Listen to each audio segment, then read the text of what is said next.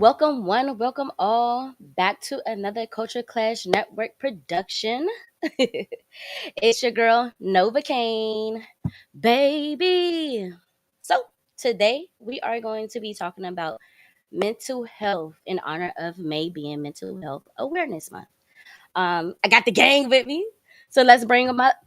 I'm gonna go by order on the screen. So when y'all see yourself pop up, just know you ready. What's up, Trail? What's up, Nova? Nothing much, nothing much. How you doing? Introduce yourself to the people. Let them know where you from, how you hanging. That sound Uh, wild. I'm I'm Trail. I'm from the West Coast, Cali to be exact. You can find me every Mondays on Tribal Warzone with Nessa on YouTube, and you can find me on my show Sports for You Wrestling on Wednesdays at 7:15 Pacific Standard Time with my guy John Watson. So yeah, and hanging not too low from the ground. All right, all right, all right. We bringing in the Brody Ben. Hey, what up? What up? What up? What up? What up? Uh, Ben Ready, Hate it. Mr. Townhouse Media, brought you shows like Too Much Game Podcast, Sports for You. Um, what else we had? We had the Sports for You Wrestling. We have I'm missing somebody. It's a couple shows, but however, I am Mr. Townhouse Media. Welcome, Thank you, welcome, thank you. Ben. Welcome, Ben. All right, next up we got the Brody. Hey, what up? It's Dallas Cash, Culture Clash Network. Unlike Trail, I'm in my room and I'm not live from Wayne Enterprises. Um, I thought that was a venture spot. yeah, nigga broke into the HQ. Was like, yo, can I shoot a show here for Hey, me? hey, you know what I'm saying? Hey. My shit getting clean right now, so I gotta go to my second spot. Nigga got It's an cool. Don't worry about Airbnb it. background. That's crazy. He got the final boss Airbnb background. office. Yeah, Hey final man, boss. hey That's the man, you gotta sports for move you. like That's the Townhouse OTP Media though. penthouse. I ain't even been to that one. Yeah, man. Yeah. I'll Yo, be Culture Clash Yeah. Network, Humble Roses podcast, TNA Dark Hour, Marks for Mike's podcast. What's good? all right, all right. Welcome in, Brody. Miami, I don't need Miami. You here, bro? Hey, Miami. Doctor Miami, are you here? Yeah. Oh hell no! You Whoa. He sound like talking like somebody. What cartoon is that? Somebody talk like that. Wah, wah, wah, wah, wah. My Charlie nigga got the Brown. What nigga is that? Charlie Brown through The the Charlie it's the McDonald's Brown Charlie drive-through cartoon. voice Yeah, box. Like, the yeah. Charlie Brown with the joint on the throat. yeah, My Miami, Hey, you might bad. have My to. yo. bad. There you Trying to go. set this mic right. There we All go. right, there you Okay. go. No. Um. Okay. Trying to get this mic connected together. I had to go on my laptop. What's up, guys? Y'all know me. I'm from Miami the Great. You can find me on X, Miami the Great 645. Also Instagram, the official Miami the Great. I'm here for the Talk It Up podcast with me and Final Boss Baby. Here to represent the DWE and CCN and THM. What's going on, guys? Let's What get up? What it. up? What up? What up? Welcome in, welcome in. Yeah. And last but not least, one of the sisters of the CCN. Final boss lady, are you with me? I'll Yeah, Us. I am be. with you. I am at work. I am. I had to come to work, but mental health is important to me, so I wanted to stop by. But I am originally from New York. I am now in the DMV area. I've been here for a number of years. You can find me on X at no CFO babies. That's BBYZ. And I'm also on the Talk It Up podcast. Those days were will scatter. But that is on X Live and on YouTube. Yeah, yeah, yeah. Yep. Awesome. So this is the gang for right now. I'm not too sure who else is gonna pop in. Some people just don't be on time for the party. You know how it is. So we're just gonna jump right into it though. The first topic I want to talk about is very simple, surface level. Mental health is something that's becoming a lot more people are becoming aware of it. So I want to ask each one of you guys, How important is mental health to you? Well, I Whoever can. ready. I was gonna say I whoever ready. I ain't gonna pick. well, mental health Mm. is one of the. It's the biggest aspect of my life and the most important thing because it determines my mood and where I'm mentally at and emotionally at as a human being. Um, and speaking from experience as someone who survived a crisis back in 2017, mental health is the aspect of my life that if I don't focus on, it could be the absolute end of me.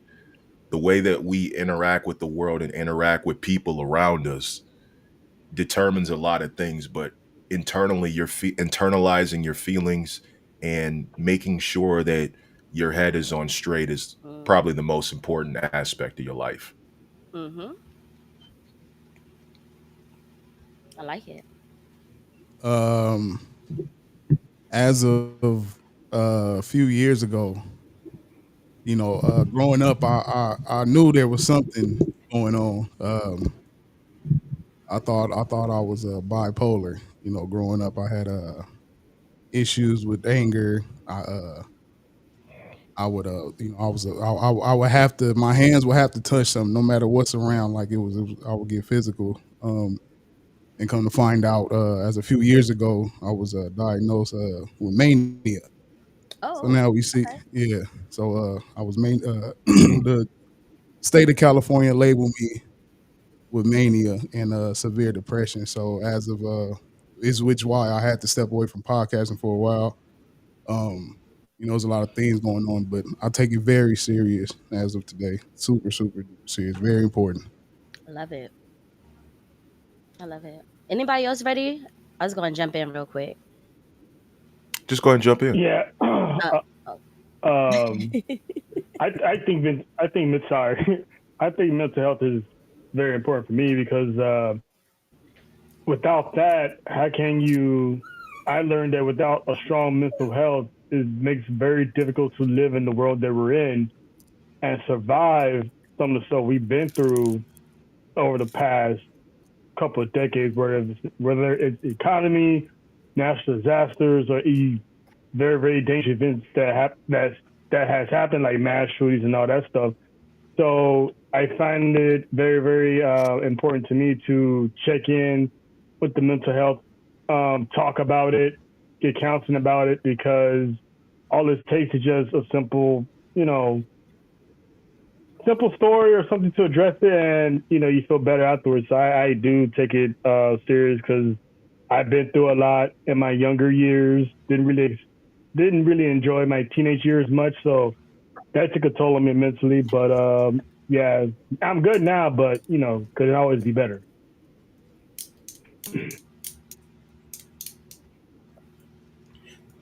Well, um, I feel like when it comes to mental health, it's a very important thing to me, especially when it by me being a black man and by me just being a man.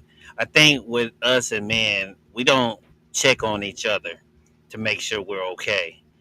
It's one of the toughest things because we supposed to be strong, tough. We don't check on our own brothers. Like if I call Dallas and say, "Hey, you good," he might take it some type of way. That's how we're built because we're not used to that.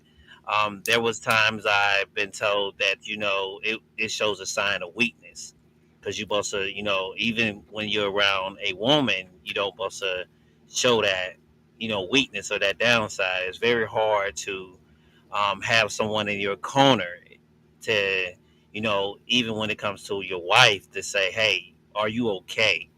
um, and when you call someone your brother, and we don't have to be flesh and blood, that means something. And when you check on someone to say, "Hey, are you okay?" It goes a lot of ways because you never know what's going through a person's mind. I've had, my mother. I lost her, and then I lost my daughter. So it's those things that triggers you when you go down a way where it may lead to you acting out or saying stuff that act makes you deal a certain way. And it's not mental illness; it's just something you're going through at that time, and some people don't check on you to make sure you're okay. So it's a very real thing when it comes to mental illness. When it for me, because us men, it's very hard to check on each other. It's really hard for us. I think it's much of a struggle for us as much as it is for women too. With them too, I've seen someone go through it, and I'm going to touch on that a little later when we get on to one of our other topics. But that's just one thing for me when it comes to mental illness. I like it. First and foremost, Miami, I am so sorry you had to go through these things in life with losing your mom and your daughter. That is some heavy, heavy things. I knew I was going to hear some heavy things from you guys today. So I prepared myself, but I just wanted to give, my condolences, all my love, all of the good vibes, all the positive energy to you on that because that's huge.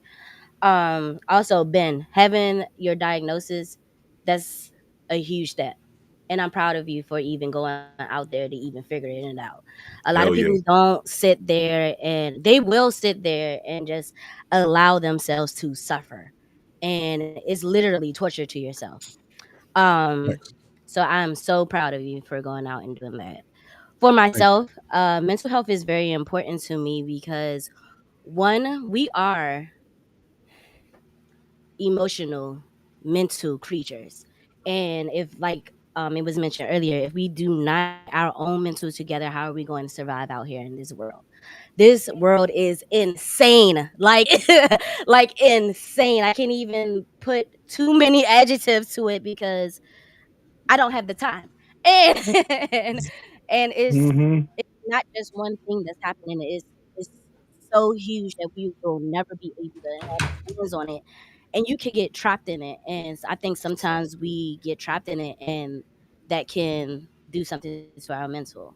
But it's probably the most important thing because me as a woman, and with my past, um, I could take it there. I have too much to lose at this age. I have way too much to lose. I am way better individual than I once was. So it's the number one thing that is of importance to me. Um, ooh, I hope I won't cry. Please no, we ain't even got to the deep part yet. I know, man. right? But it's okay. So I haven't really been super open with mental health as I once was because a lot of people still look at it as a weakness when it is not. It's very hard to talk about mental health when the masses don't look at it like the way we may look at it. Right. Um, so that's going to go into my next question, which is at what age or what moment or what was that life event, your canon event that made you realize that hey, I need to take my mental health seriously. Mm, Mm. well, I've spoken about this before, but October of 2017, I was standing on top of the highest building in the city. And I looked down and I'm like, all right, fuck it, I'm jumping. Because I had already thrown my Mm, keys. I had already thrown my keys somewhere. I had already tossed my phone somewhere. Um, and not realizing my dumb ass tossed my work phone instead of my actual cell phone. So there was that. So I'm standing up on top of the building and I'm getting ready to jump and kill myself because I was already like I'd already been through so much.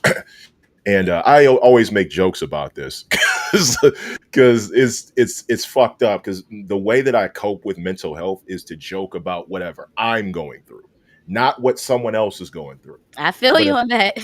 Facts. I'm going Facts. through it, I got to find a way to make something funny about it. Mm-hmm. And this is why people look at me a certain way because they're always caught off guard by how forward I am and how uncomfortable it is to say these things. But my daughter had called me and she was about a year and a half years old when I was standing on top of the building. And I remember I looked down at my phone and I'm like, I don't even want to answer this because I'm like, I thought I got rid of my phone, but realized it was my work phone.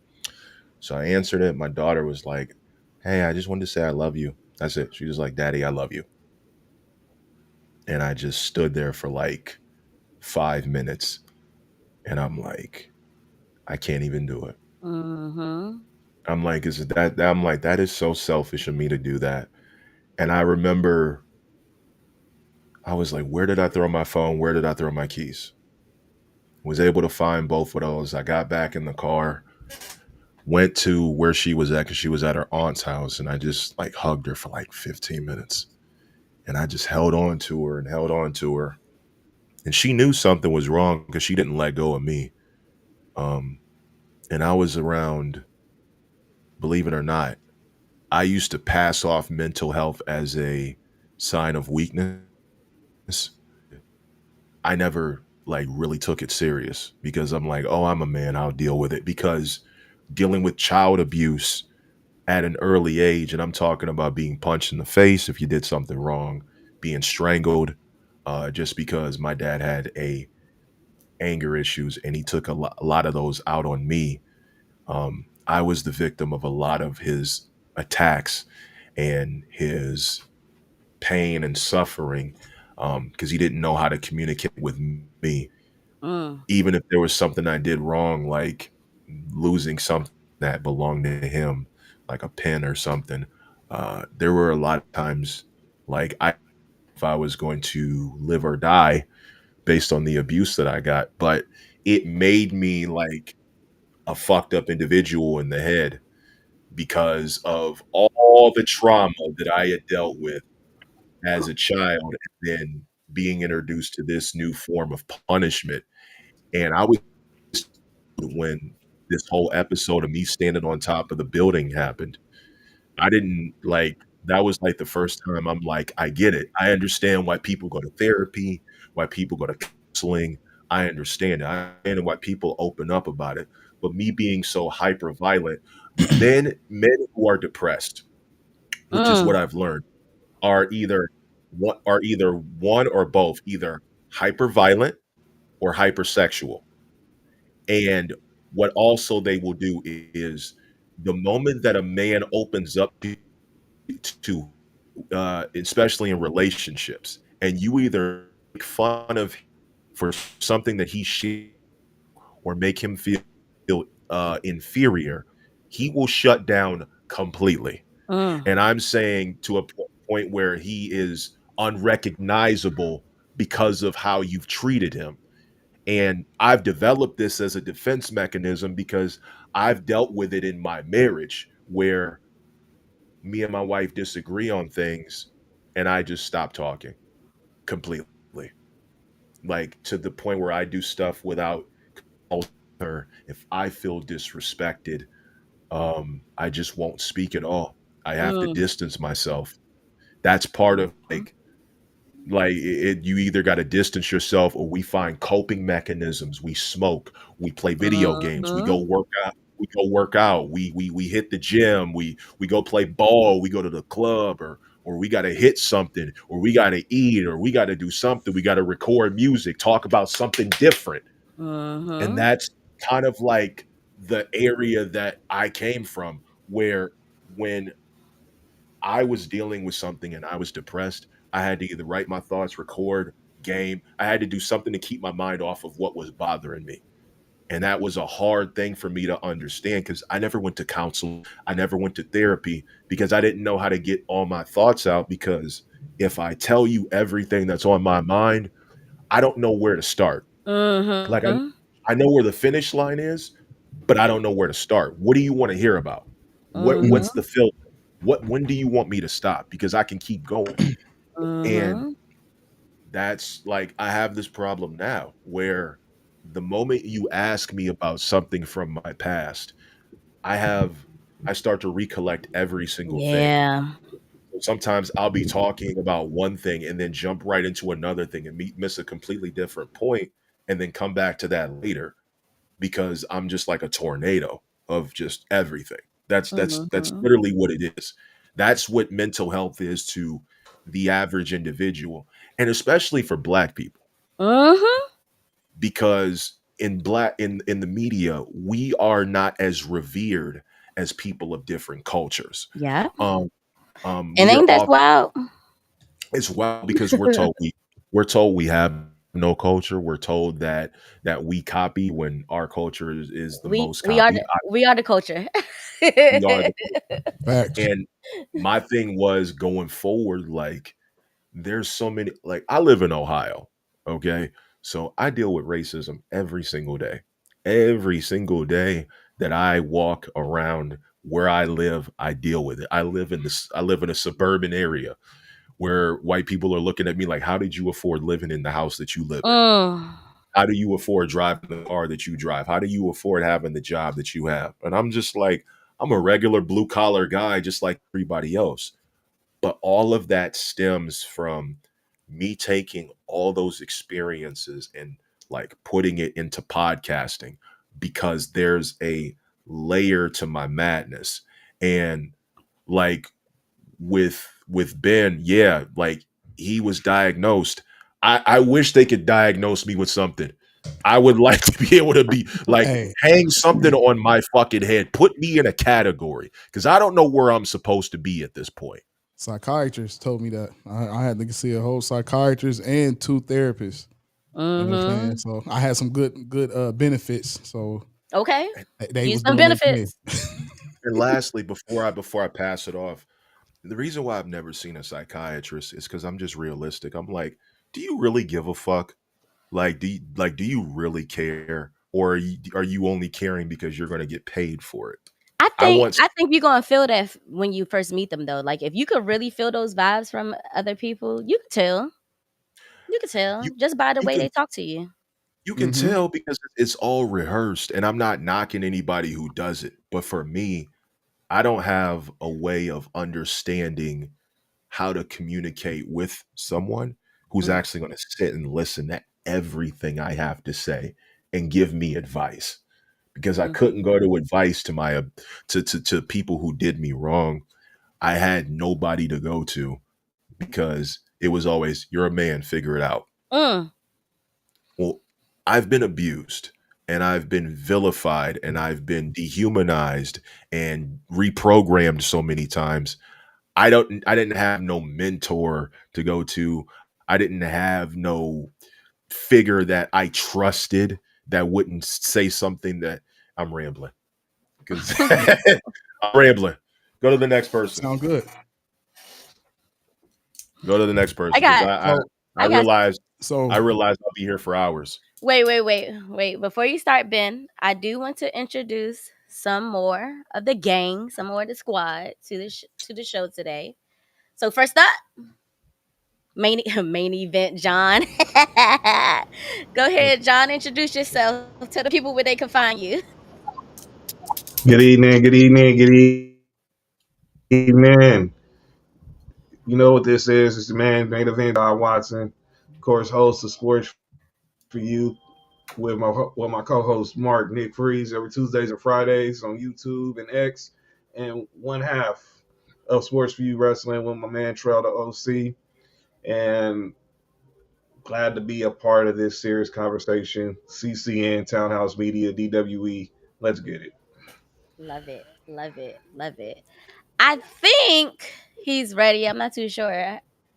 His camera went back off, but I'm just gonna add him to the scene and let's see what's gonna happen. Welcome in, Brody. What's ready? What's up, yo? It's been a day. JT. It's It's been been a day. it's been a day, Sa- but I'm here. It's been a day. Do a Same quick here.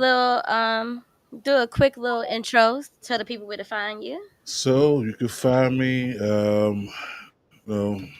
at Marks and Mikes. That's everywhere: Twitter, IG, the Book of Faces, wherever. TikTok. It's the same. MarksWythMics. You can find me, of course, on Culture Clash Network. Like it. I like it. I like it. So we are just talking about our second topic right now, which is what was the canning event in your life that made you realize that, you needed to do something about your mental health, change it, tweak it, or whatever. Who's ever ready next can go. I'm gonna go like third or fourth, but I ain't ready yet. Okay. Hmm. Well, All right. no. Well, All right. all I guess. Go, Oh, go go ahead, ahead. Ben. Go ahead, Ben. right. So, like I said a few years ago, between the situation I was in, it took me to that dark place, and it took me so much there. Like accepted, I accepted the darkness, and and when I was like when things build up, it was just stuck. It was no way out. It was like the financials was crazy, credit blown, house that we were staying in was about to be taken. It was a lot of stuff happening. Things with podcasting and all of that, and it got to a point where it's just like I would get off of work and I'll go straight into my room. I wouldn't see nothing. Like at that time at that job, I was working 4:30 in the morning to 1 in the afternoon. I get home at 2. I'm in my room till 4:30 the next morning or three the next morning. It turned me into a whole different person. Usually I'll be smiling, cheery, happy all the time, joking. But it got to a point where I'm like, I ain't trying to be around none of these dudes, like nobody. You know what I'm saying? And it led into friendships ending, uh, different business things was messed with because of that. Because I would go into meetings, and at that time, I had I don't know if you got what was the name of the thing. It's a radio internet radio station. It's not I can't think of the name of it, but when I started podcasting or when I started Townhouse, my dream was to get up under that umbrella to take that over there. Mm-hmm. And in the darkness that I was in, I would get in there and I would be like spazzing. Like I was in there and I went in there, and messed it all up because of the mind state I was in. So once everything was all, diminished and everything, I'm like, man, there ain't no way out. This is me for the rest of my life, like stuck. You know what I'm saying? So Mm-hmm. I went, I tried a therapist, and it's funny because I had hate, like real hatred. I went through a terrible relationship, and the chick had left me for a stud chick, right? So my therapist got on camera, and what was my therapist? A Not. straight Don't tell me. Yes, a straight stud chick. And, Oh and our wow. first session, she got on Man. she got on camera, and I just started laughing. I said, "Nah, ain't no way, ain't no way." You know what I'm saying? So even like with that, like what Dallas was saying, like it's hard to um believe these people who do this for money. You know what I'm saying? Like this is their bread and butter. So for me, my thing was I don't think I'm going to get anything out of this with this person because of what's going on. But what I am going to do is sit here and put myself through this and see how strong I am mentally because I'm like, oh yeah, I'm gonna need somebody else. And at that Mhm. time, so uh things start changing. Like my boy, we was doing podcasts and my boy brought in this chick and she happened to also be a part of that community. And I tell her all the time, like, ain't no way me and you it got like this. Like this is nothing but, for people who believe in God. I was like, this can't be nothing but God right here because I literally hated people like you. And I don't, you know what I'm saying? So now, through the psychiatrist and the two therapists, am I 100%? Nah, some of that stuff still lingers on like crazy. How Yeah. you know I didn't they prescribed me meds and I'm like one of the meds was erectile dysfunction. So I was like, that's in the Ah. trash. We're not doing that. Not doing that. I got some years left. We're not doing that. And I actually started. like Dallas said, I started smoking weed to like knock some of that edge off. Like I smoked weed back in the day, like when in my 20s, and I had stopped because I was trying to get a job. But then, years later, I am in my late 30s. Well, back then I was in my late 30s, and I went back to weed. You know what I'm saying? And even other things, in that dark place, like I haven't distributed any marijuana in forever since I was young. And I start going back. I became before I looked up, I had pounds around. I'm like, oh no, no, no, no. I can't backslide like You this. can't, yeah, you can't backslide now. Now, Ah, smoking is one thing, that's but one going thing. all the way back to that lifestyle, that's a whole nother ball Yeah, You game. moving, that's something else. I turned right back into. I said, nah, man, I'm too old for this. Like, and things change, man. And even though like I didn't believe everything, but it did help.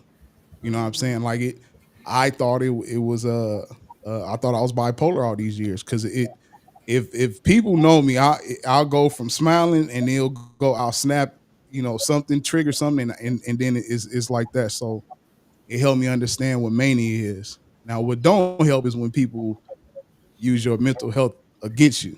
That's Mm, that's mm, one of the things, like, oh, you just this and this because you have mania. Well, tell me what my episodes look like. Nobody can tell mm. me what my episodes look like, but they'll say I'm having episodes. You know what I'm saying? So, it becomes it mess with your life, like for real, for real. But I mean, things turned around. I left everything that was affecting my mental health, and I haven't had an episode in a while. Now I done tripped out, but it wasn't an episode, But I've been good. I had to leave California.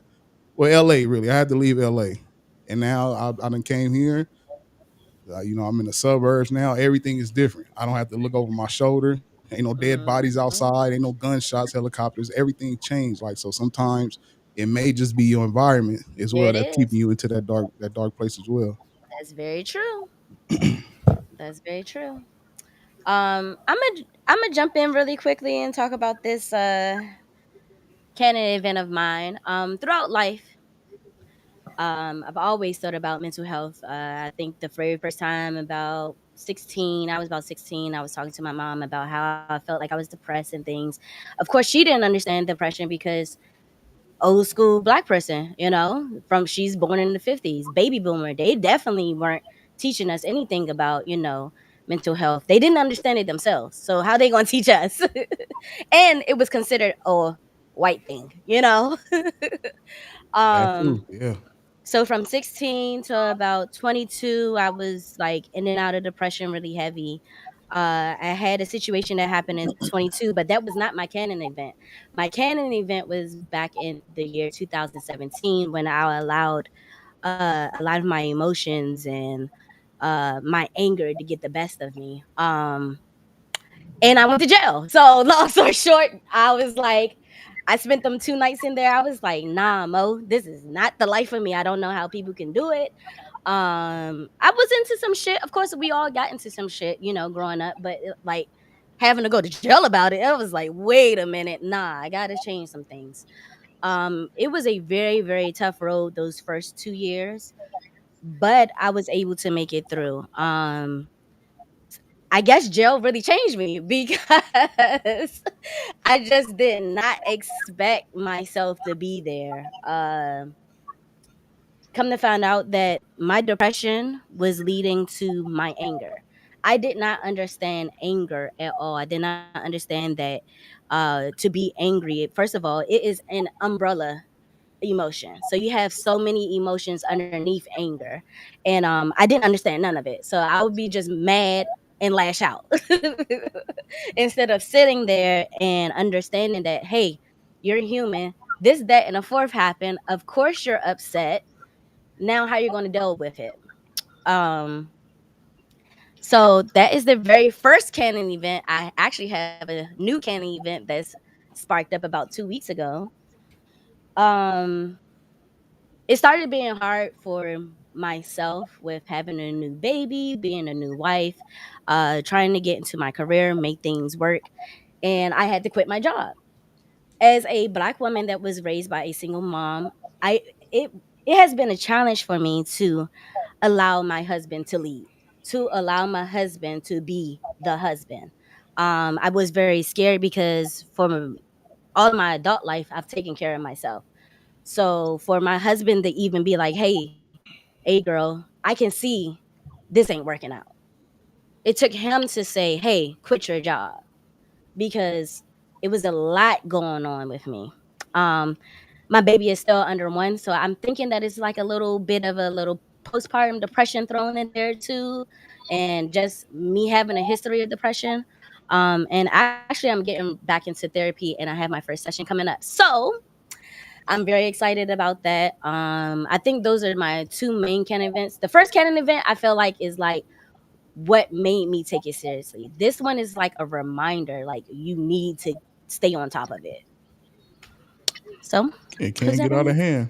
It can get out of hand. I'm just That's glad something. that I did have all of the therapy and learned all of the coping mechanisms and was able to grow through that because Lord knows where I'd be today. Like 2017 at this point is almost a whole 10 years ago. And I've come so far. Like, I don't think you guys, of course, you guys don't understand because I haven't told too much of my life recently, but it was fucked up. It was fucked up. I was a fucked up individual, and like Ben was saying, like your environment. I feel energy all the time. I live in DC. A lot of people have these conspiracies about DC and the energy and how dark it is. I believe in it because anytime I leave this city, I feel like a completely different Nova. So I do Mm. believe it. I have to I do use cannabis, but I do have to tell myself that be of this world, don't be in this world, don't be of it. You know, whatever is going on around me does not mean I have to be consumed by it. I have to constantly remind myself that, and it's crazy when it comes to your environment. I can't wait to move again. I cannot wait to move again. I know that I'll even be even more better, but I'm ready to tackle this new therapist. Hopefully, this new therapist is a match for me because I got lucky the first time. I didn't have to shop around.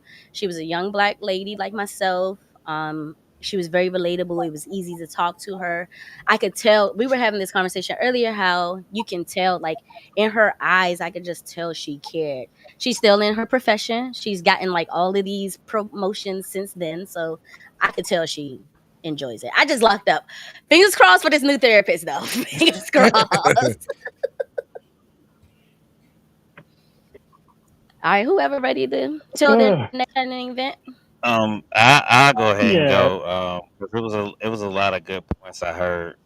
Shouts out to you, Ben and Nova, for at least going to get help because I think in our culture, we don't seek that, and I think it depends on your age. Yeah, Um, with me, it's age and where you grew up at. For me, it started real early. For me, I'm from Miami. I seen someone go through it way early. Seeing them use a drug that made them act a certain way. So and it triggered their mental health. And just trying to take care of them at a young age, at 6 years old, trying to make sure they was okay. So I didn't have time to check on myself until I had recent passing, and that's when I started. Sometimes having my, I guess, acting out and just having my spur moments. But thank God I have someone now that is in my ear that tells me, hey, you shouldn't do this. Let's just talk.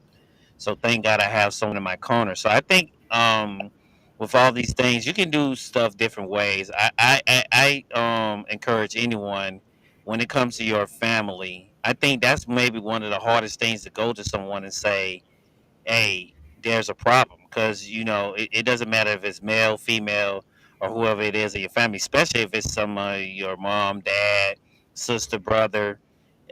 that right there is a tough conversation to sit down and have and say, I think you need therapy. Because I think with us, when it comes to black people, we say quick, we don't need help. What you trying to say? I'm crazy or something, da da da da, and go into this whole argument, and then you, like Ben say, you lose friends, family, and so many other things. So I think it comes to a point where it's an understanding now. I think now where we're at now, times have changed. My wife, she's a little younger than me, so she makes me understand the little things a bit more, and then I make her understand of the things of what happened when I was growing up. And and times change. As we see that with our young kids we have now, they approach things way different than we did, and stuff like that. But and sometimes drugs causes these mental healths when it comes to our community and us. My thing is that we have to go out and try to figure a way as a community to get back with us and say, what can we do to prevent these mental illness, because it's way worse than now, guys. Let's just keep it real. Let's just cut the crap. It's way worse than now than it ever been. It's like it's crazy with the way we see things, the way we see people, how they act, and how it's just lashed out because we close out each other. We don't share these moments, like things like this. It's very rare you see. It's a touchy subject. People don't want to talk about it. People don't want to even bring up the subject because, like I say, the first thing you say is, "Oh, they're crazy. Oh, they need to be in a mental institute."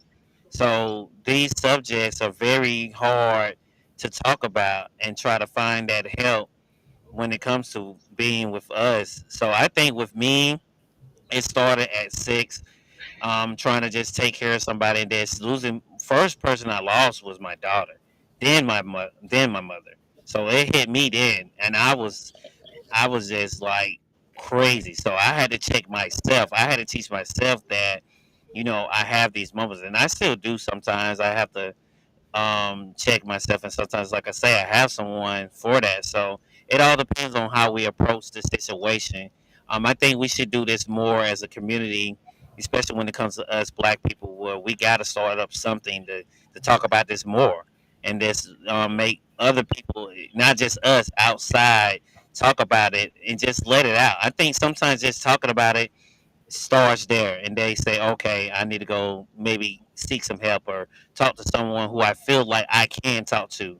It could be someone in your family. It doesn't have to be a therapist. It could be a close friend. If you feel like you could trust them with this information, I feel like you could tell them. First time I met my wife, I broke down and cried about the death of my mother. I only did that twice with someone, and she was the second person. So I knew then that she was very special to me, and she said she understand because she lost her mother. So I think those things we have to find that person, like I think Nova said and Ben said, well, we can share these moments with. That's just my take on all this.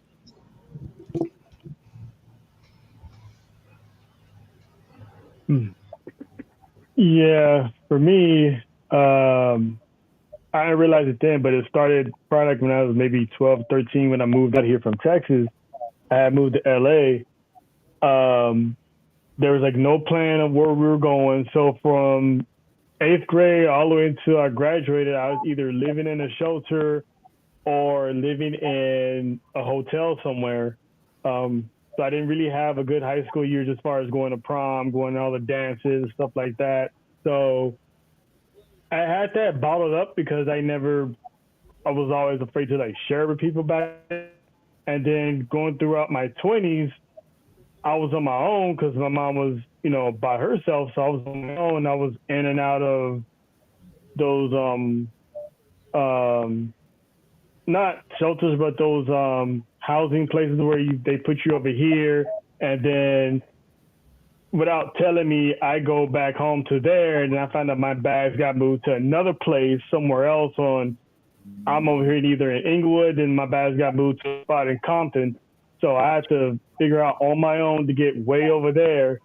So there's like really have people to trust. I couldn't really talk to no one because again, I was like afraid of people judging. So it wasn't until I guess the death of Robin Williams that I started connecting that maybe I did have a mental issue because his career was always making people laugh, but he was always, struggling and down on the inside. Mhm. So as an adult, when it clicked for me was I had all this stuff bought up. I was getting depressed. I had all these jobs, but the income still wasn't right. Still couldn't afford this. Still couldn't afford that. Um, Friends that I thought I had, they had their own friends, so they was always inviting each other to go here, and I'm just sitting at home. No one calls, no one checks and see that, hey, how you doing? Are you good? Blah blah blah. So when I tried to reach out to a friend, tell her, I'm going through this depression and or this and that, all I think I got was, well, I hope your life gets better. So that Mm. pretty much showed me that in my eyes at that time, no one really gave a shit, how I felt. But because I'm a Libra, so I'm the one that usually, wears your heart on your sleeve. So I'm always, listening to other people's problems and, you know, working through it. But when it came to mine, it was like a closed door on at a bank on a holiday, open. So I felt like I was just home, just depressed. Even beat on the Xbox, I didn't find any enjoyment. I was just, down and out. Couldn't really go to my mom because my mom wasn't the type to. She's not the give the good advice type of person. Is more of a. She's just either judges or worries instead of actually trying to help me fix it. So I Mhm. always felt like I was alone. So one day I was like, well, I gotta do something because I wasn't suicidal, but I was just in that deep depression of, do I matter to people? Mhm. So what I did was one of my homies moved to Texas. So I was like, you know what, let me just book a flight and just go down there and just, chill for the weekend. So that's when I started feeling like a little better that maybe, traveling is something that I actually like to do. So I usually start open up a little bit more. I start to get used to being by myself. If I have friends, cool. If not, it's not the end of the world. But sometimes maybe it's just God telling you like some of these people are not really going to be your friends. So There it just is. worry about you. There it is. So that's what I've been doing mostly now. As an adult, I usually worry about myself. But if I come across friends, it's a plus, but now it's like it's not an end all be all because sometimes I do. But now, as a 4 year old, I value my peace a whole lot more instead of just trying to be liked by everybody or trying to get invited by everybody. That's such a Now it's Libra like I thing. would, yeah. I'm like a balance. Like I'm sometimes I'm interested and sometimes I'm this. I'm like I'm trying to find I always try to find that common balance to where depends on my surroundings. I can easily be like, nah, I'm just not fucking. So I just stay home. So it took me a while to get out of my shell, and now pretty much I'm like Ben said about himself. I'm not 100%, but I know I'm way better than I was years ago as far as depression, all that stuff. So if I find something that's getting me down, I instantly trying to, reach out to people. And actually, I have people that I can actually, joke around with and stuff like that. Cause I tell John all the time in our group chat, there's been times I be feeling like shit, but they got the jokes be flying in that chat. So it's like so bad. It's like I start laughing and cracking up. It's like, damn, you guys killed depression. Yeah. It's You gotta like, take off for the day. You gotta take so off for the day. yeah, I tell them all the time, it's like that shit helps. And then when I started podcasting, now I found the hobby that I like doing. And then I started doing that. Then I started getting advice from Ben. And then I get advice from John, see how he do stuff. And then once I started getting that going, I met Cash, I met Mm. Angel, I met Nessa. It's like I started meeting a whole lot of people. So now it's like, and these people, you can tell they really fuck with you, not just hey, how's it Mhm. going? You don't hear from them at all unless you hit them up or something. You know what I'm saying? So it's like I'm glad that I gave myself another shot and like I really took charge of my mental health because now I'm surrounded by a whole lot of people and I'm surrounded by like a whole bunch of energy that I chose to be around that's beneficial to me. So I love yeah, that's it. when so that's like now it's like I'm good. I can always be better, but I'm way better than what I was about 6 years ago. I love it. I love it. John, I'm gonna let you take the floor really quickly, but there's something that I just thought about that Trill and Ben both mentioned about the 100%.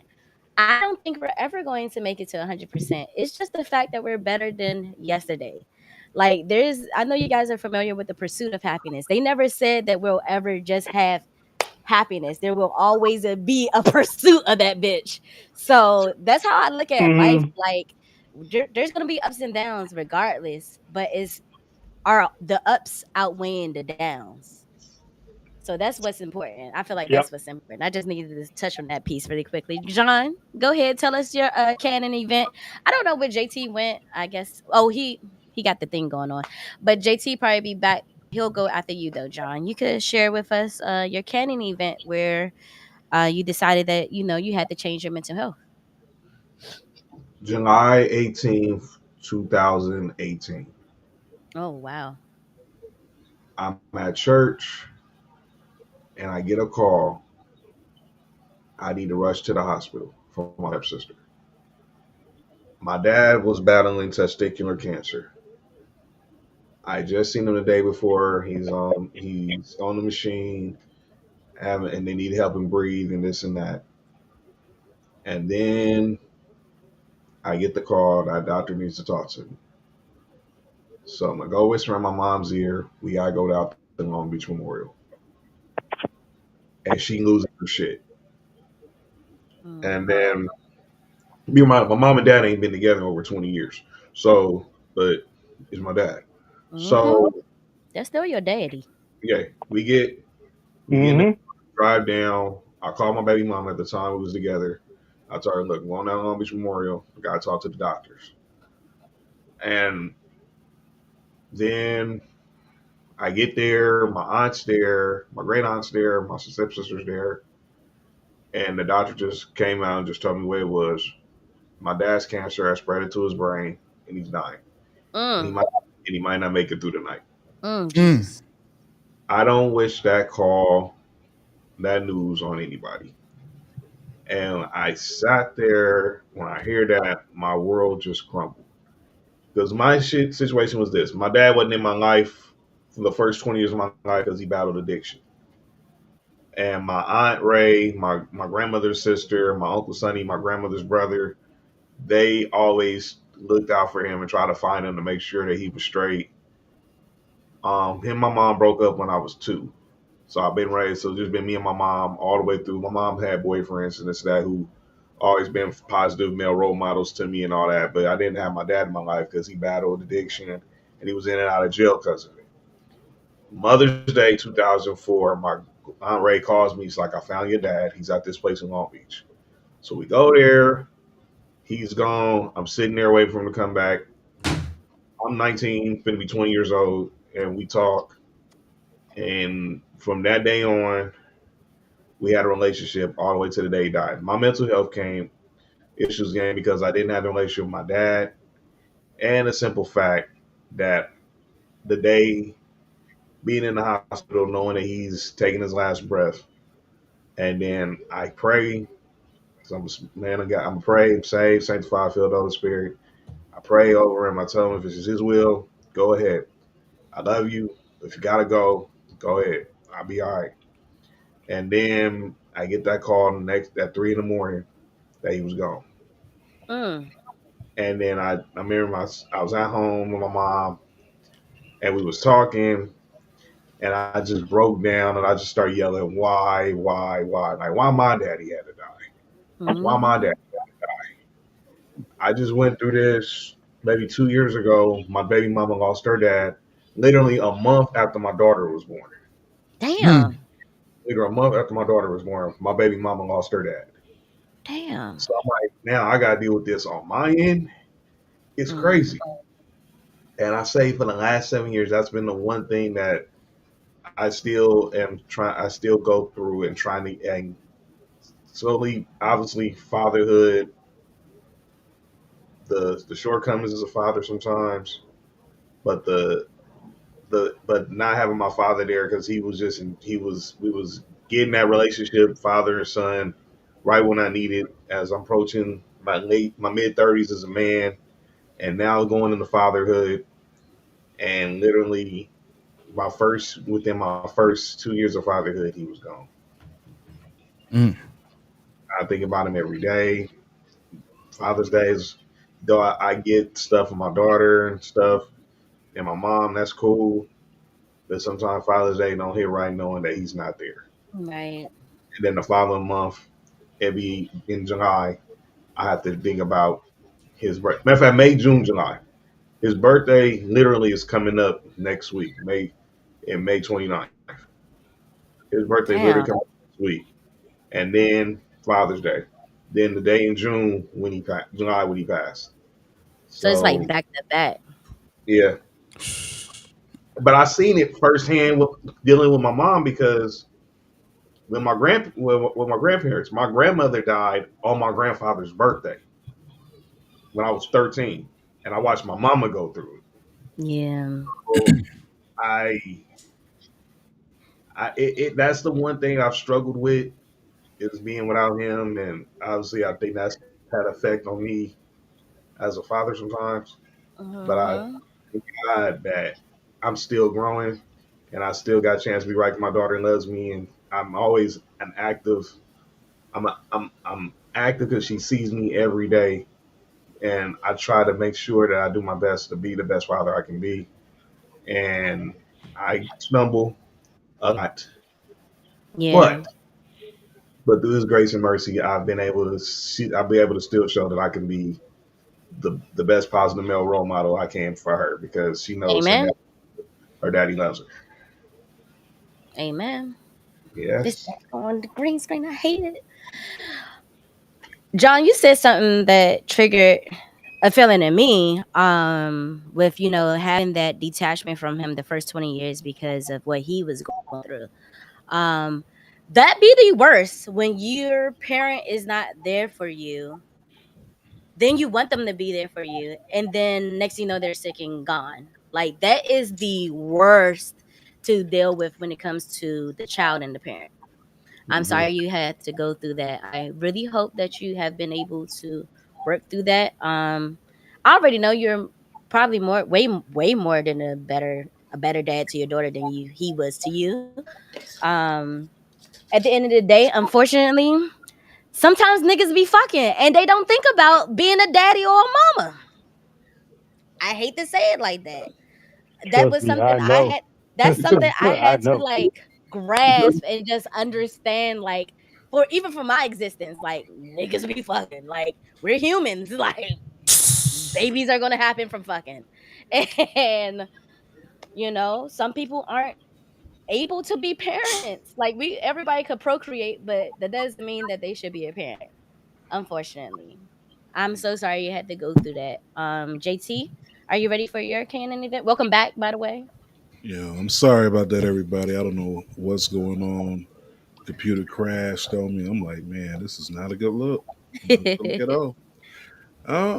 So my canon event, I have a few, but I'm gonna go for probably the most recent. So the most recent for me was probably right around the time the wife and I suffered a miscarriage. Mm, Like mm, mental health kicked my ass. Okay, mm. let me just tell you that. I want to say for 2 years after it, I blamed me for something that I had no control over. So that took me out. Conversations, just communicating with people. That took a downward spiral. Even still to this day, because I used to be a lot more outgoing when it came to communicating. Right now, not so much. Have I seen a therapist? No, but I've always been the person who's played therapist for the people, but I haven't went to a therapist to unload my issues, so to speak. And granted, to everyone saying earlier, like I don't know if it's just us as a community, but I do notice that, especially as men and women, but men more so, we ain't sharing no feelings.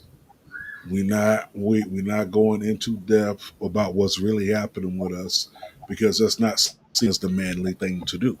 Uh, Mm. as far as complaining about it, it's not seen as the manly thing to do. Crying, expressing yourself, it's not seen as the manly thing to do. So I think not only for myself, but millions of people out there, they are holding on to things that they feel that they cannot release, if that makes sense.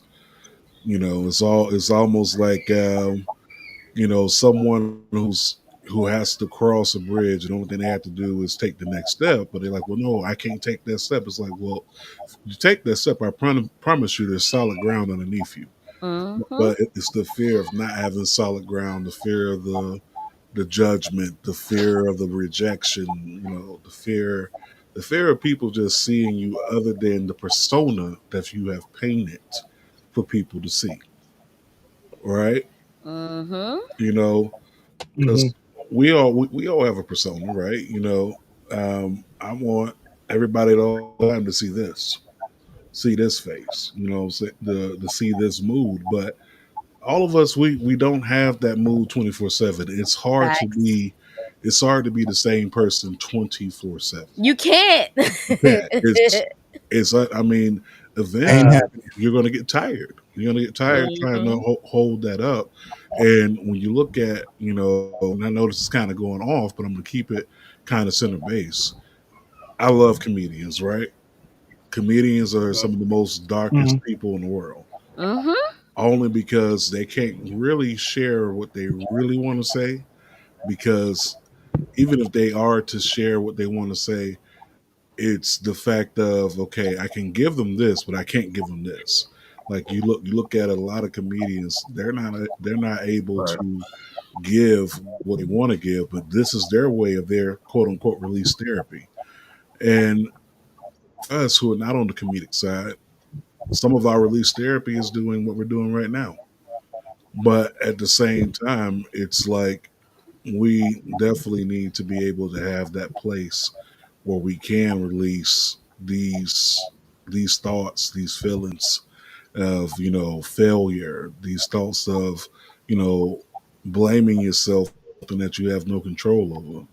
Like growing up where I grew up, you know, we saw a lot of things that we weren't supposed to see early. Mm. Yeah. And death.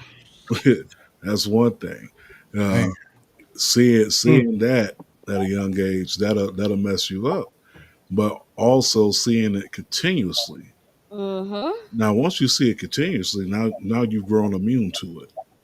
And the thing is, I think a lot of us have become immune to certain things because we're so used to seeing it. This doesn't mean that it's okay to see it, because I look at some of my friends who didn't have to grow up in that environment, and you tell them about some of the things that you've seen growing up. I don't understand how you're here right now. Is their reaction. But this is literally something that we have to go through. Not have to, but literally something I think we all can relate to, that we have seen. Like I've seen, in my adult life, I've seen one person get shot right in front of me, and then another person die right in front of me. So to see that, it's that's gonna mess you up regardless. mm-hmm. You're always going to continue to see that moment, but never being able to quite deal with it. I think that is what, for me, affected my mental health. Like I said, that was a canon event, but like I said, the one most recently was definitely having a miscarriage, because I want to say for years, like I said, at least 2 to 3 years, I blamed me for something that I had no control over, and Mhm. that as a man, you want to take on all the burden, all the pain of your lady, right? So you don't want to have her go through it. So you try to absorb all of the pain, her pain plus your pain, and that's a lot. That's a lot weighed down on you. It's definitely a lot. Mhm. Mhm. Like I said, I knew it was gonna be heavy today, but I ain't nobody's therapist. And like Cheryl said, the Libra, we wear our heart on the sleeve. So like I'm just glad I'm not crying by now. We're gonna move into our third topic. Hold on, wait, everybody went? Yeah, everybody went. We're gonna move Mhm. into our third topic. I did say one thing at first, but I think I'm gonna end this show in a different light. So let's talk about the different things we are doing to continue to keep our mental health intact. Mm.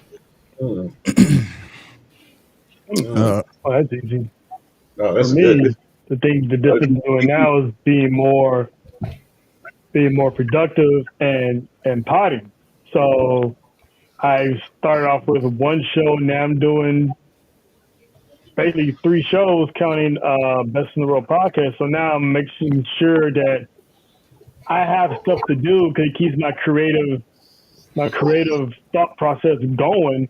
So now I got a show on Monday that I got to plan for now, as opposed to the show on Wednesday, and then do another show on Thursday with someone else. So now I keep myself busy. I keep active. I keep myself active on social media, engage with everybody else. So now it's like I actually have, I guess, somewhat of a purpose Mm. now that I'm actually finding an actual hobby that I enjoy doing and linking up with like collaborating with a whole bunch of people while doing this. So, because now as I went from not really having ambitions to now I actually have a goal to I want to do this, I want to interview this person, I want to buy equipment to make the show even better, especially the camera.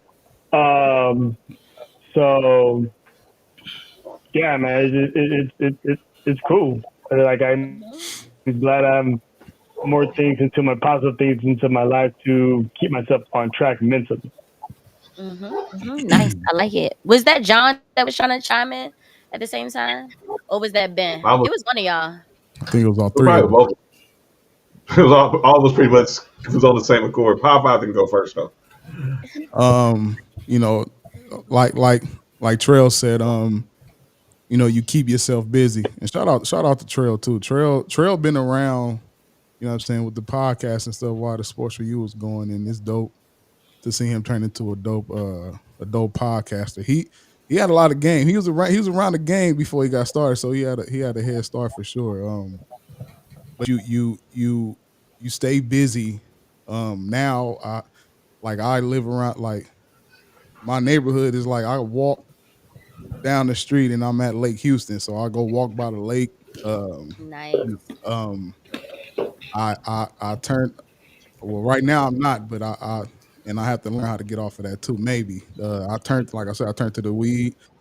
It's gonna be tough to shake Maybe. that if I shake it, because I know how much it makes me chill. But just staying busy. I'm a new homeowner, so like, there's always something to do here. You know, um, just to stay on your toes, man. I do a lot of I do a lot of praying. I've been going to church lately. I actually joined the church. You know what I'm saying? So I'm gonna need a lot of that because, boy, your boy's tainted out here, man. So Not tainted. yeah, man. Uh, My Uh, um, dog, man. My it's dog, bad. man. And it's bad, man. It's bad too, and it's real bad. Like JT say, it's the environment. Like, I'm used to seeing like death. Like, I seen a great friend of mine brains in the street. You feel what I'm saying? mm, So like, 2011, in 1 year, my uncle, moms, and my grandfather died in all 2011. Like, so you learn to, even with that, I had a studio in LA, so I was staying there working. It's really trying to keep your brain moving, because if you slow down for one bit, it's possibility that that's gonna set you back a whole lot. mm-hmm. You know Hmm. what I'm saying? And one thing, even me, Mm-hmm. even myself growing up in the neighborhood, I was a little bit different than everybody else. I always call myself a hybrid. I'm like half street nigga, half dork. You know what I'm saying? So like, I, Mm. you Except for know, Markel and Steve. Go ahead. you feel me? You know what I'm saying? Like I'll be in the hood, like I'll be in the hood playing a yellow card. Niggas pull, I'm hitting pause and turning on Ice Cube or something. You know what I'm saying? Like, so growing that, it was like looking back, a lot of that had to do with it too. Like you couldn't fully express yourself at that young age because, like I said, your environment. Um, Certain things you don't get over, but these hurdles, man. And one thing about even with everything, and shout out to Miami, losing a kid, man. I know that right there is the whole. Whole You other. know that I can't. I don't have kids. I can only imagine. You know what I'm saying. So shout out to you for even being able to talk that because I Mm-hmm. my skin is is chilling right now just saying that. Like it takes a lot to sit there and talk about that. So Mm-hmm. salute to you and your growth. And one thing I know, man, like it for you to go through life without being mentally affected by in life. I don't know what you have to do. And like we said, is it like I'm seeing we all the same skin tone? Is it because of our culture? How much damage have our culture really did to us? You know what I'm saying? I'm not gonna lie. The street I was born and raised, I gave LA 40 years. LA chewed me up and spit me out to Houston. You know what I'm saying? So it's just you have to really find things that you like to do too. You know what I'm saying? Mm-hmm. At that time, like I said, I was going through that dark place. One of the best and worst things I ever did was buy. I didn't have the finances, but I went and brought me a PS5. Which the therapist they would tell you like what you get so lost in doing things for other people. You You know do what I'm nothing saying? for yourself. What do you like to do? What do Mm-hmm. you like to do? That real recognize real. You know what I'm saying? You know what I'm saying? I went and brought the PS5 and everything changed. Like I said, I used to go in my room. Now I'm not just going in my room sitting there. Now I'm going there and playing my boy that's actually 4 minutes from where I'm at now on PlayStation. You know what I'm saying? Like, so it's certain things you have to do. You can't forget who you are and things that you like. That keeps you pushing and keeps you motivated. You know what I'm saying? Podcasting, I've been podcasting since 2014. You know what I'm Oh. saying? So like back then, people didn't even know what podcasting was. Like they're like, "Yeah, I got a podcast." What is that? You mean iPod? No, a podcast. You know what I'm saying? So like, uh, uh, that helped too. So going through different things and life that happens, that podcasting that really helped a whole lot. You know what I'm saying? So yeah, it's just what I'm saying. If you like walks in the park, you like to ride a bike, you like to play the game, you like to smoke a certain strand, you like to go out with your family, you like to be around your best people. You have to do things that make you happy. That's what it is. Just keep Mm-hmm. yourself happy and keep it moving. And that's all I've been doing, man. Family, new jobs, new house, new surroundings, and I'm almost there to getting back behind the screen, man. So it all falls back to podcasting for sure is what helped a lot to get up out of that. You already know we waiting on you. Man, You got your foot in the door. You sitting on screen right now. yeah, man, I'm trying to get back being in Mm. front of the camera, man. All right. Yeah, podcasting in front of the camera is a lot. It is a lot. Yeah, a lot. Just looking at yourself and then going back to edit it and you hear yourself and yeah, I understand. I do It took understand. a lot for me to perfect this voice I have. My voice is Okay. crazy. Now I got the right octaves and you know what I'm saying? I got the right bass, the Okay. right treble in there, you know what I'm saying? I'm ready. You got it though. Okay. Oh my gosh. Check the comments. Uh, Got one right Letitia now. Porter, she said, it takes courage to speak on mental health. Thank you. Praying, meditating, walking in nature, uh, journal writing helps you keep yourself grounded. And these are all great things. Just to piggyback off what both of you all were saying, and it. it does take a lot. I mean, because what is really a great place, anyways? Do we really know what that is? And then, of course, to also touch on the generational thing, because this not opening up and speaking, that's a generational thing Right. because Mhm. we wasn't able to speak a lot. When I say we, I mean going back to our ancestors, we weren't allowed to speak about Mhm. it. Hmm. And then And then it just trickled through the generations. Next thing you know, you yeah, can't talk to me like that. Who you think you talking to? and I And then it can't even all speak just my spills mind. out. Mm. All spills out. the first thing that people go to is back to what you were saying. Oh, this person crazy. This person, like, that's Mhm. for a person that works in the mental health field. I can tell you that it's a lot harder to have people open up to you about their feelings because no one likes to be judged about anything, right? Mhm. You look at social media, that's the number one place people are judging. Facts. And and to be Not for the honest, like, weak. it's not for the weak. Like, social media will break you. Now, mind you, us, this generation, the people that's on, the closest thing we had to social media was Facebook and AIM, right? Hmm. AOL, MySpace. MySpace, MySpace MySpace. too. MySpace. MySpace too, Black Black Black Planet. Planet. Black Black Planet. Planet. Black Planet. Like, Oh God, these are so much the damage on beginning my space. Too phases. messy.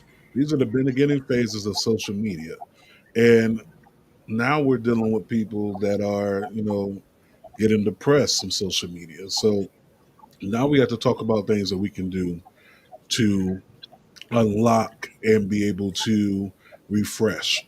So some things that I do is I won't log on to social media for probably like 3 or 4 days. Um, I did that once and I lost like maybe 500 followers, right? And it was like, oh, well, what about the followers? And then I started to think to myself, it's like half these followers, or 75% of these followers, I'm not going to see in person. So, and then the second thing is, if you really rocking with me, then you really rocking with me. Me not posting anything shouldn't make you leave. It should make you send me a message and say, "Hey, everything all right?" Yep. Right? Yep. So definitely finding that balance to come on social media. Second thing would be for me is to get away from anything and everything that's not going to pour into you. Ooh. You know what I'm Yeah. saying? Somebody Because drop a bomb on that.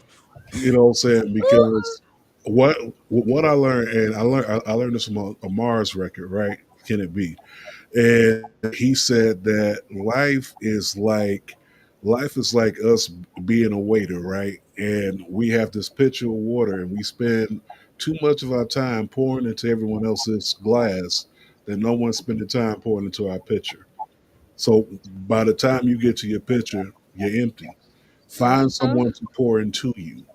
Mm. And when I say pour into you, knowledge, love, guidance, um, responsibility, pour into you everything that's positive, because you have too many people that's pouring into you negativity to the point that it becomes the norm, right? It's normal for me to get this negativity, and that normal negativity becomes your status quo, right? Mhm. Like, you remember seeing Vampire in Brooklyn with the passers outside. It's like evil is good, and without evil, so now, so it's not. It's like, yeah, I'm thriving off this negativity, but are you really thriving off negativity, or are you really hurt? You know what I'm Mm. saying? Because one thing that I've learned: hurt people. Every single day.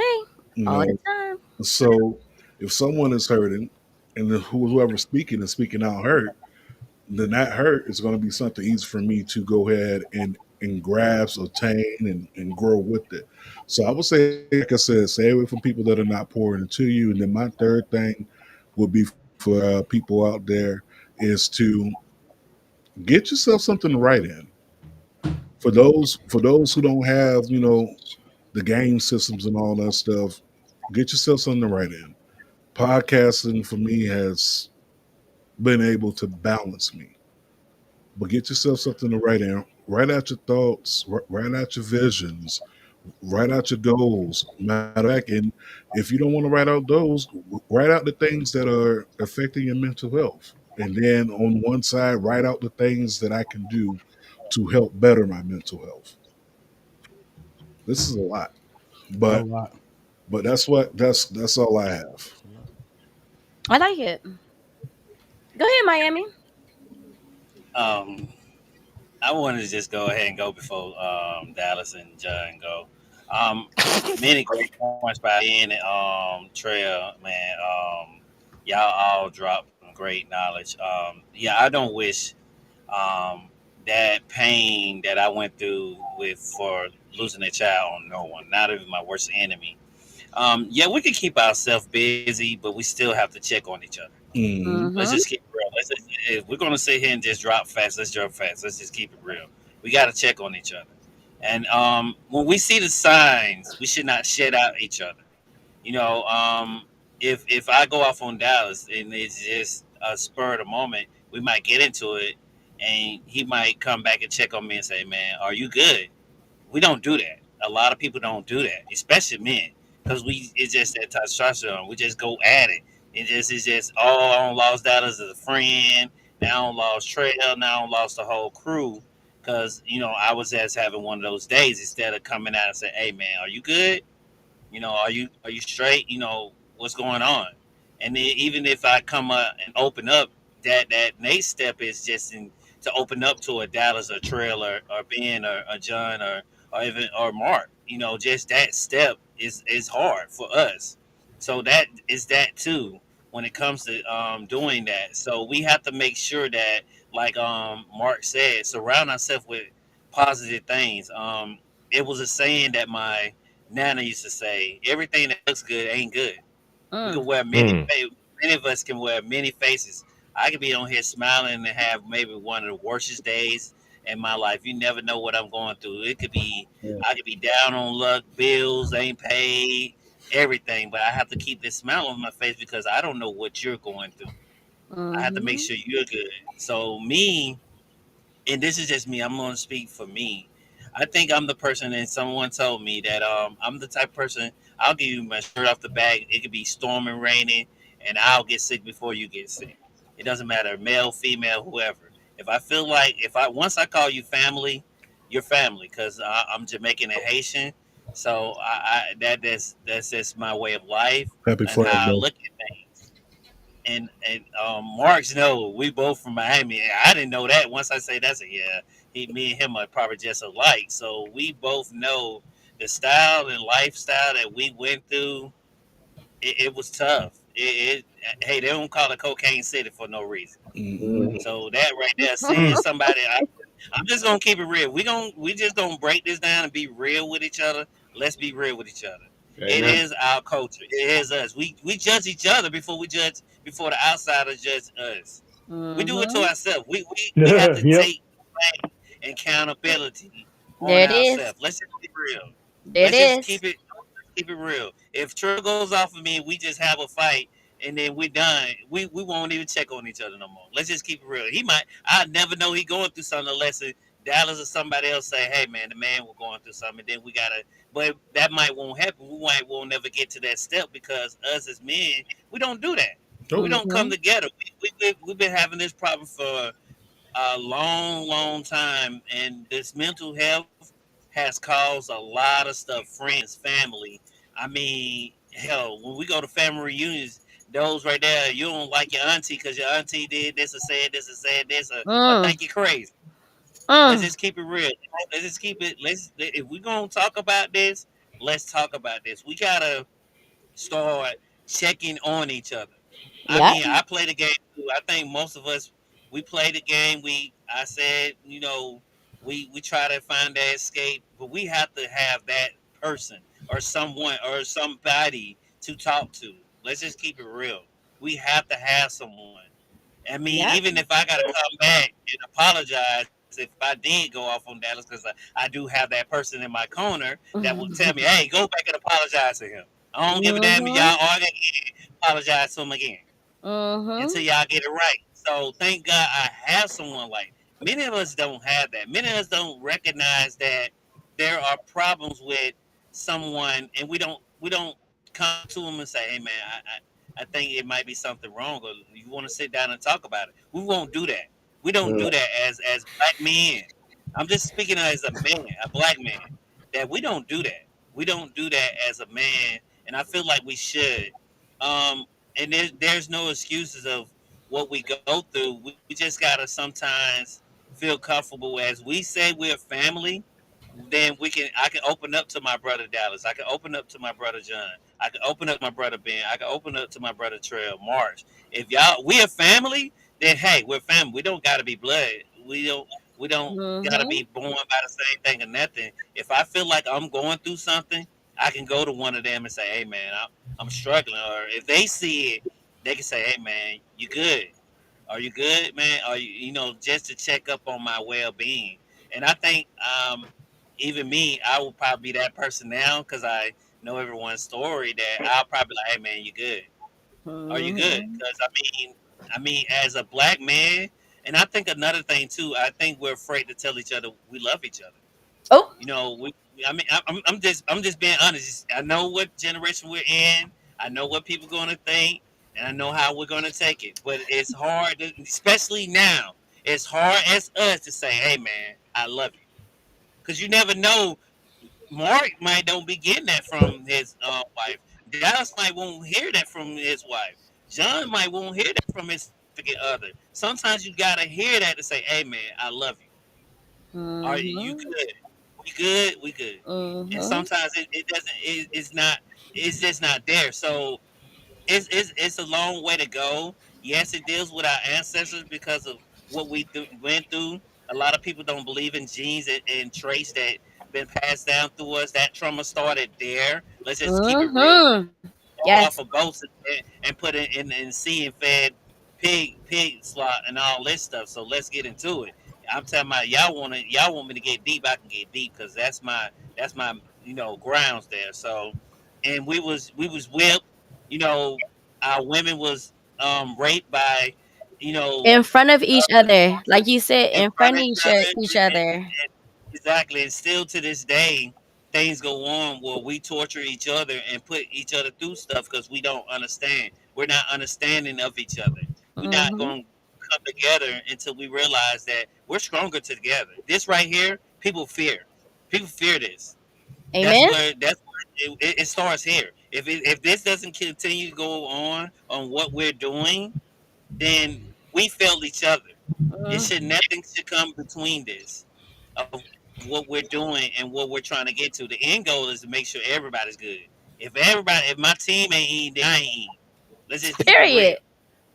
Talk Let's that just keep it shit. real. So if we gonna do this for real, I don't think this should be the last time because you see a lot of people talk about it once and never bring it up again because it's one of the hardest Mm-hmm. topics to talk about. If we're gonna really help out our people, let's talk about it. We ain't gotta be about mental health. It be something in that category where we gotta help out each other, or Right. have someone come in and share their story Just and having testimony. that outlet, just having that Yeah, outlet is all it yes, takes for real.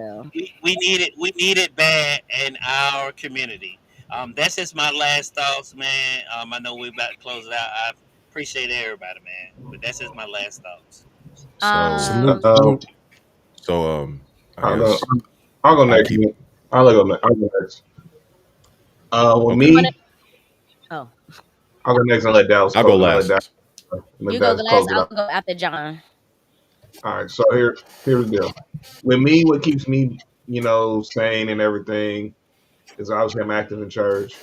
So I pray it. I pray it out. I praise it out. Um, every fifth Saturday we go out in the city. Now y'all know Trail. You heard Trail talk about the homeless community here in LA. Everyone calls LA homeless capital USA, but it's more than but Trail can attest to this. It's more than just in downtown. We be out in the streets, and B would know this. Compton, Gardena, Inglewood. You ain't got to just go down on Skid Row. You go like near SC and Exposition Park. It's homeless everywhere, encampments everywhere, Mm-hmm. trailers everywhere. Even So in the we go valley. Saturday, every fifth Saturday, and we just go out in certain areas. Like the area I particularly I go in like Compton, Gardena, Vino's, like Rosecrans, Avalon area, Rosecrans and Avalon over there, San Hmm. Pedro, Main Street, Redondo, those areas like crazy homeless encampments with trailers. And now it gets to the point where they done once way both they done made both of the streets red zones. So they shifted over to Redondo Beach Boulevard, which is like the next major street in Compton, Gardena. So I go there every fifth Saturday, and then obviously doing stuff for my child keeps me sane. Whether it's doing a silly line dance with her or something, it's something I wouldn't be doing. I would never do in public, but I do it. I do it. Well, I'll do I at did it home. in public. Never, never. I was at my niece, my homegirl daughter's champagne party last night. They was all doing the boots. I was like, no, I will sit here and watch y'all. I'm not doing that. But Your boots was not on the ground. yeah, man, yeah, I'm not. I mean, but if my daughter asks me to do the Cupid shuffle with her, I'll do it with her. But that's it. Stuff like that keeps you. Life, my pastor says this all the time. Life is miserable if you didn't laugh sometimes. So you laugh, you smile, but like you say, you reach out to people, tell them you love them, check, make sure they're good, and it helps you feel better if you checking on somebody, making sure they all right, because then you start feeling all right. Yeah, that's true. I like that. Before I start, you was that was your pen. Mm-hmm. All right. Yeah, Okay. There's a few things that I do, and I'm also having to transition into some new things since I'm a mom now. So I'm going to start with the things that I constantly did. Top three things: shopping. Oh my God, I don't know what it is about shopping. I don't even have to spend the money. Just looking at stuff, it was something that just, ooh, it just made me so happy. And you could just get ideas for later on. You something go on sale, get it in. Um, Two, cannabis use. I was a huge cannabis lover. I put it in my food. I will smoke it. I will vape it. I love cannabis. Me and Mary Jane, me and that hoe was best friends, all right? But now that I'm a mom, I can't be high all the time. Like nobody wants the high mom all the time. That's weird. mm-hmm. Um and the third thing that I would do, I used to go to either whether it was like a lounge or something to hear loud music, concerts, go-go's, something that I could just feel that music run through me. There's something very therapeutic about loud ass music and hearing that bass thump in my chest. Like there's something about it that just made me very happy. I'm starting to get into journaling. I'm writing down like small goals here and there. I try to make them as realistic as possible. That is a huge thing. I think we have to be very realistic in the goals that we set. Like you have to look at yourself and understand who you are as a person and what you're going to do. Mm. Then you can make some type of outlandish goal because if you make these steps to take, then you could get to the outlandish one. um Podcasting has been a huge help with staying mentally intact. Just sitting here and talking, whether it is about mental health or not, just being able to share my thoughts with someone. I think that's one thing that I'm starting to learn, that it might just be a black person thing for real. Like we want to be heard. For in our a lot of our households, we were not heard. So being able to just have these people that just listen to us, and the very last thing is having a very healthy community. I did not have the best of friends. I wasn't a good friend myself, so I didn't know what a good friend looks like to me. So over the years, I had to learn exactly who was in my corner and who was not. Now I know exactly those people that are in my corner. Uh, I learned how to talk effectively. It is very important to talk effectively. I would just scream at first, but then I learned how to talk to communicate, and that has changed a lot. So those are like the top things that keep my mental health intact. For me, it's kind of watching everybody and how they react to it, and how everybody on this panel has dealt with different things and different trials and tribulations. And, I always say everybody has a black cloud, obviously, but rain doesn't just hit one roof, it hits everything. It hits everybody's roof. And we often make mistakes with our mental health and trying to figure out exactly where this all came from. Because everybody makes mistakes when it comes to everything. And honestly, I live by a quote like, do not look where you feel, look where you slipped. Mm. Based on that, you hold your feet to the fire. And throughout holding your feet to the fire, you learn to deal with different things and coping mechanisms. And like Miami said, yeah, we need to check on each other more because showing love has no boundaries. There's no boundaries to limitless love. Mm-hmm. And there's no boundaries to limitless love because we all have to work hard. We all have to work hard towards a common goal. I mean, to be completely honest, there's no shortcut to getting to the top of a palm tree. You just gotta go straight up. You gotta you Straight gotta up. go you gotta go straight up. But when Miami was talking about like when me and him go at it, because we haven't, but I'm sure that day will come. No, no, no, no, You you got no. you I gotta hope be not. you gotta Miami's be like, well please no, no. you gotta be aware of like how you entertain these discussions because when two elephants fight, only the grass gets hurt. Mm, Like when two elephants fight, only the grass gets hurt. And knowing your surroundings and knowing how to treat people helps you build a better bond with that person. Like, mm, yeah, I was about to kill myself, but the way that you paint that picture, right? I can show you a beautiful picture. I feel like I'm dropping quotables here. I don't take this as a quotable, but I've said this to too my late. sister. Said this to my sister before. I can paint you a beautiful picture of a coffin, and I can show you a beautiful coffin. That's not going to make you wish for death, though. It's just an image that, yeah, this is a beautiful thing, but we haven't gotten to that point yet. And Mm-hmm. you have to know how to keep yourself grounded. Like everybody on this panel knows how to keep themselves grounded. Mm-hmm. Everybody. Because restless feet will make you walk into a snake pit. That's literally how it happens. If you keep campaigning long enough, you're going to get elected. If you keep walking towards the fire, you're going to get burned. Um, Mm-hmm. Part of this is all because of the mental health that we deal with. Uh, and we all make differences with this partnership, with Townhouse Media, with DWE, with Culture Clash Network.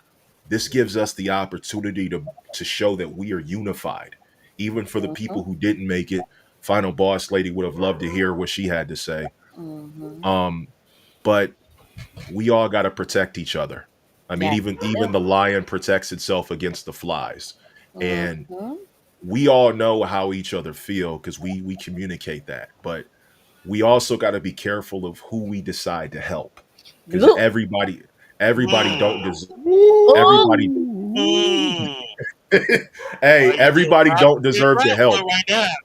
I learned You did that Hey, rap late. one listen, right now. Learned that way late. you can heal somebody's broken arm and they'll use that same arm to stab you right in the back. You can heal a broken leg and they'll use that same leg to walk away from you. can I share? Can I actually share something with you guys for a hot second, real quick, because it's boggling till this day. Till this day is mind boggling. So, like I told you guys, I've been serious about mental health for a very long time now. Talk about it. I used to be very open about it because I took it seriously. So I used to be extremely open about it. I guess this girl preyed on me. Let's just keep it. But I guess she preyed on me. I didn't have my people peeping because I take it seriously, right? She comes to me. She's like, "You want to start a mental health group because it's COVID now, and I know a lot of people, they want to, they need to talk. They need that safe space." I'm like, "Hell yeah, I'm down for it." But she wants to be the head. I don't care. You could be the running. I don't care. I could be the voice in the face. I have no problem. But the issue was that after a year, maybe two, almost 2 years went by, I realized I was the head, quote unquote.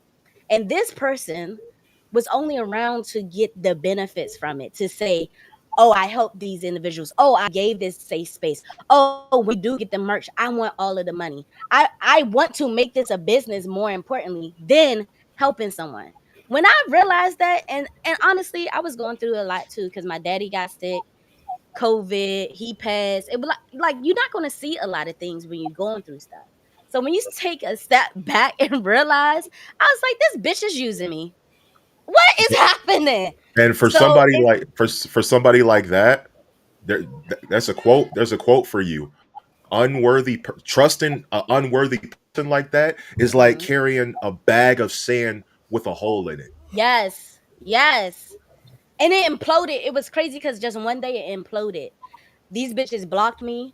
It's crazy because they blocked everybody that was in our support group. So why are you blocking everybody in the support group? What is happening? So then it dawned on me, y'all were not here for the bigger picture, which is having that safe space, being able to be open with people. It did a number on me for a hot little second too. I ain't gonna hold you because one, I don't know what it is about. Y'all gonna get mad. Y'all might not get mad at me, but viewers may get mad at me.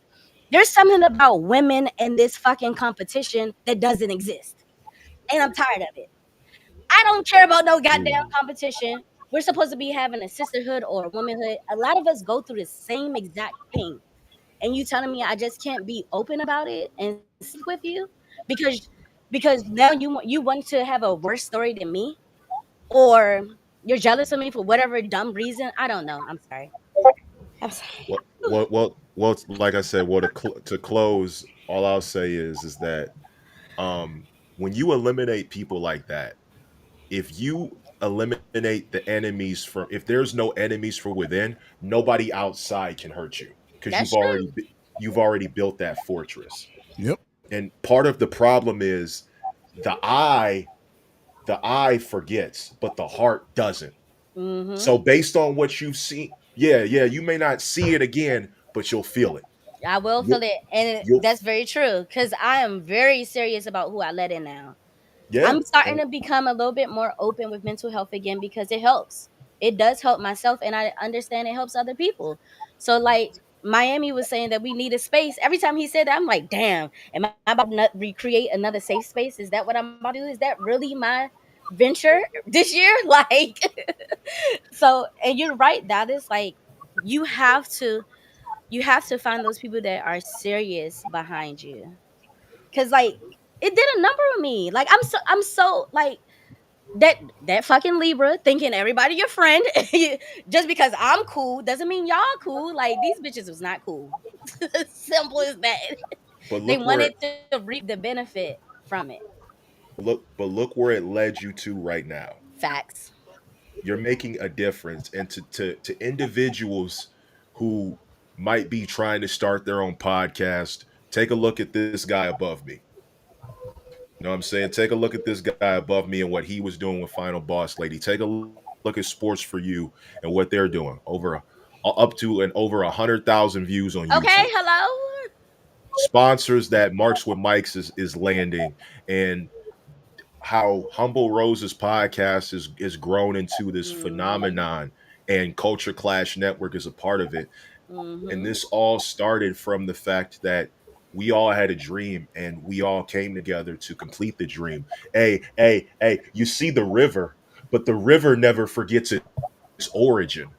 The river never forgets its origin and where it flows down and where the current begins. And to close my point, always make that difference. And if you don't think that you make a difference, if you think that you're too small to make a difference, try spending a night in the same room with a mosquito and see what happens. Ooh. Thank you guys for coming to another episode. Thank you guys for coming to another hot one. You know what I'm saying? With the Culture Clash Network. It has been a pleasure sitting in with my panel today. It's not nighttime nowhere. Well, on the other side. But We will see you guys within a month. Depending It on where has you at. been great. We going and I was just gonna end it right there if everybody's okay with that, because Dallas just said something right there. Dallas just said something right there. Thank you Yeah, everyone for Dallas is tuning the in. closer. That's what he does. Thank you everyone for tuning in. Culture Clash Network, DWE, Townhouse Media, Sports for You. We will see everybody soon. Talk it up. Yeah.